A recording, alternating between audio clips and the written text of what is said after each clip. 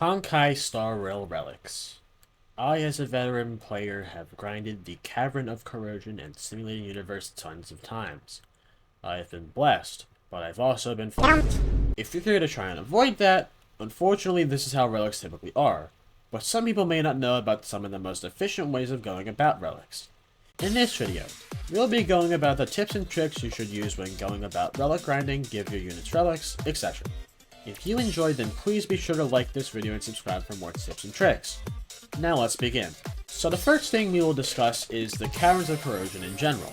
Some of these sets are more useful or practical than others. Let's list some of the examples. Caverns like the Path of Elixir Seekers, or the Path of Providence, provide a universal aspect for majority of the characters in the game. The Quantum set can be used and also be usable for any basic DPS unit. This is because of the full set bonus where you automatically ignore 10% of an enemy's defense, and you can ignore an additional 10% if that enemy just so happens to have a quantum elemental weakness. This is super good because of how the passive works. You see, the 10% defense ignore isn't an actual debuff that's applied during battle. What this 10% defense ignore essentially is pretending that the enemy has an irremovable debuff, or debuffs depending on if there's a quantum weakness or not, and acts as a permanent damage increaser. Now, notice how I'm calling this the Quantum set, but here's the funny thing about this set. You don't even need to be Quantum to use this set. Characters like Jing Liu actually have this set as their most efficient set for damage. Factor in actual damage reductions, damage boosts, and having an enemy with both a Quantum and the unit's main element as a weakness, you will be doing tons of damage. The other relic set in there is pretty good, but we're not going to talk about that. So now let's move on to the Cavern of Elixir Seekers. For sets like the Messenger set, it's something you can automatically give your support units because of how it gives you a head start on building speed stats. Speed is very important in the endgame no matter what you're doing, so having something as a head start for building that stat is what's so amazing about this set bonus. Let's not forget how you can put a 2-piece HP set on a support unit to make them tankier too. So you really can't go wrong with grinding this cavern either. This is the prime example of the universal aspect of these caverns. With a unit that does damage, you can give them that Quantum Relic set, and for units that support, you can give them full Messenger set or a 2-piece of the other set. Another thing we have to consider is how worth it some of these relic caverns are to grind. You see, some good characters require the strangest relic caverns to grind out.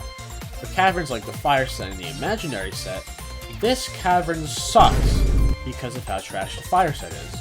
So it's typically not worth it to use your energy on a slim chance of getting good relics. So there's that to keep in mind too. Now, as you start to obtain legendary relics, you gain the ability to exchange your bad pieces for relic frags. These can be used to craft specific pieces, sometimes with specific main stats. You really need to watch what you do here though, because you may be wasting your resources.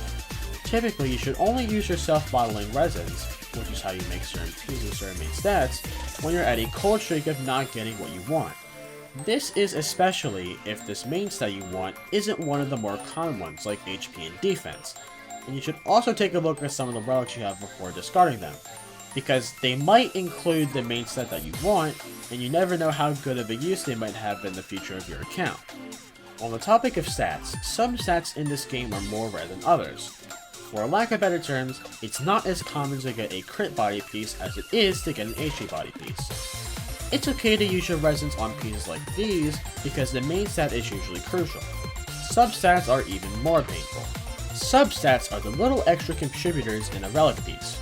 When you upgrade a relic, every free upgrade will cause you to upgrade a stat if you have the maximum amount of stats on that relic, or add a stat if you don't have the max amount of relic stats.